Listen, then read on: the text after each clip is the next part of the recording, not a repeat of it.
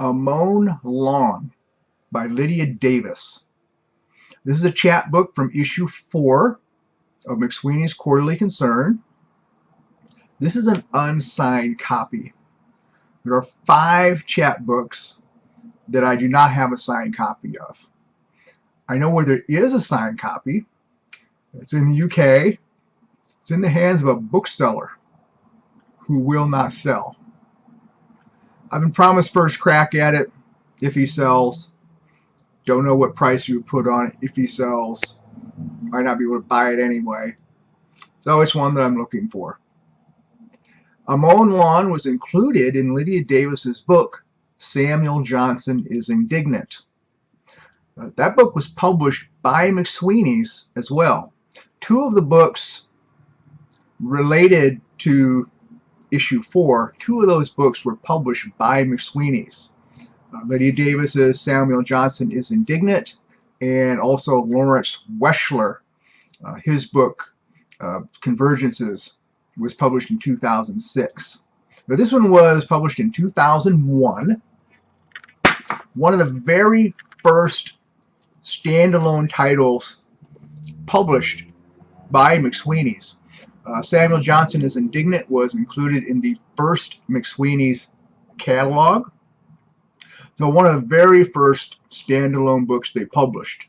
It's the first book to have the McSweeney's chair colophon. This is the first appearance of the McSweeney's chair colophon.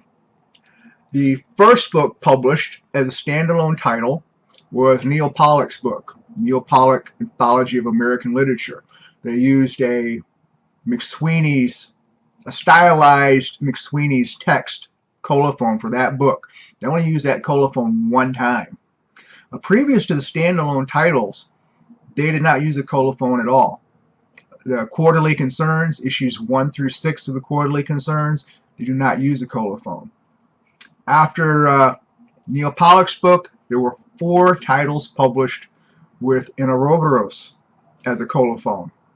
And they played around with that. There were 4 titles published with an Ouroboros, and it was stylized a little bit differently in each one, I think. So the first book to have the McSweeney's chair, but they weren't completely sold, evidently, on the McSweeney's chair colophon, because this also has a variant of their Ouroboros colophon with the titling McSweeney's books directly below.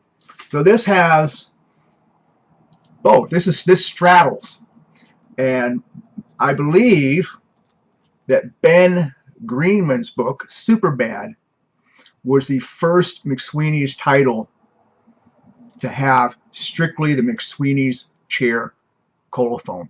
This book has both, so kind of interesting for that. Whether Ben Greenman's book came out before or after issue 7 of the Quarterly Concern, I don't know. The timing is such that I can't be sure which was first.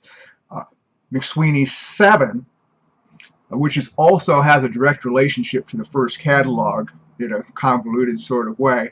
McSweeney's 7 was the first Quarterly Concern to have a colophon, and it had the chair. So anyway, back to Samuel Johnson is Indignant. There are 2 jacket variants. This is the maroon jacket. It's got a maroon border and spine. The back panel has a maroon background. This is typically referred to as the first state, first printing. There was only one printing, so we can dispense with that for the moment. But it's typically referred to as the first state.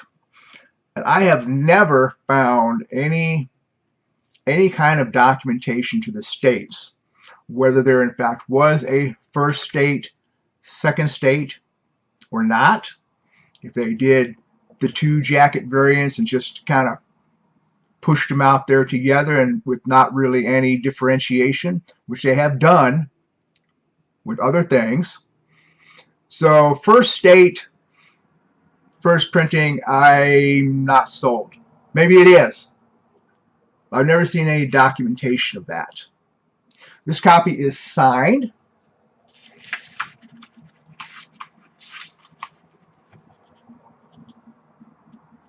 Signed Lydia Davis.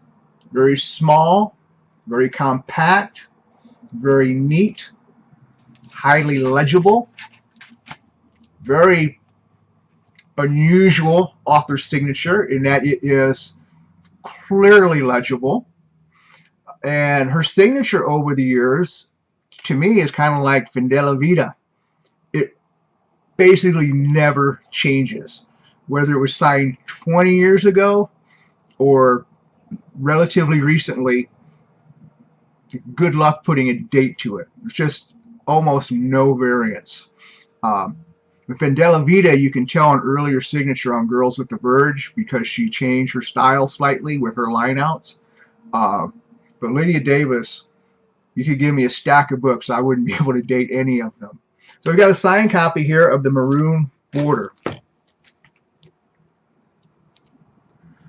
This is the other cover variant, commonly referred to as Second State. Has a white border around the picture, black spine, back to white on the back panel. They did change the promotional blurbs a bit between the two jackets. It's not just the color that changed. The blurbs are not quite the same. So, Second State, I don't know. I'm not convinced. Maybe, but just because a bunch of people say so, that's really not enough, because especially in the internet age, if one person says something and it gets picked up and it's repeated a million times, yes, you have a million citations, but they all came from the same source. So I don't know. This copy is also signed.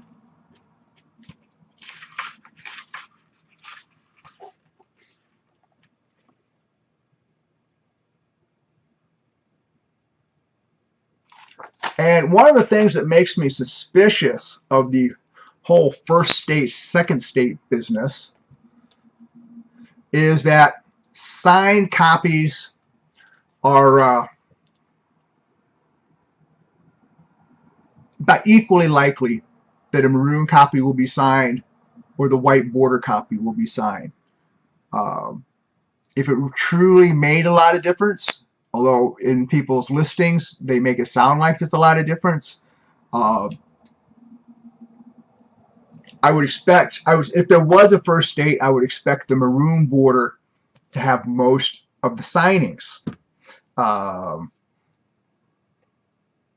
For example, Dave Eggers' How Are We Hungry? They published 2 editions of that book. One published in Stevens Point, Wisconsin by,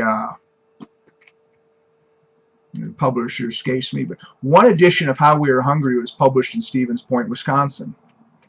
The other edition of How We Are Hungry was printed in Canada. And the Canadian printing has tremendous amount of blind stamping on the cover, whereas the Stevens Point edition has just a small amount of blind stamping, just the emblem in the center and on the spine. Almost every signed copy of that book is the Stevens Point printing. Tells me almost certainly that is considered the first printing, or whether they make a differentiation, that's the printing that Eggers signed. I don't know if I've ever seen a signed Canadian edition, Canadian printing. And if it made a whole lot of true difference, people will be swapping out and marrying covers, jackets, and whatnot. So first state, second state, I don't know. There is a story there. Why did they change the jackets? Why did they change the cover blurbs? It could be just as simple as they wanted to have 2 jackets. They did them all together. There is no first state, second state. and you had a 50-50 chance of getting one or the other. That's my suspicion as probably being the truth of it. I don't know. I just have a whole lot of questions in my notes. So that is Lydia Davis, Samuel Johnson is Indignant, stories, which includes the story of Mown Lawn, to get back to what I started from, and there you go.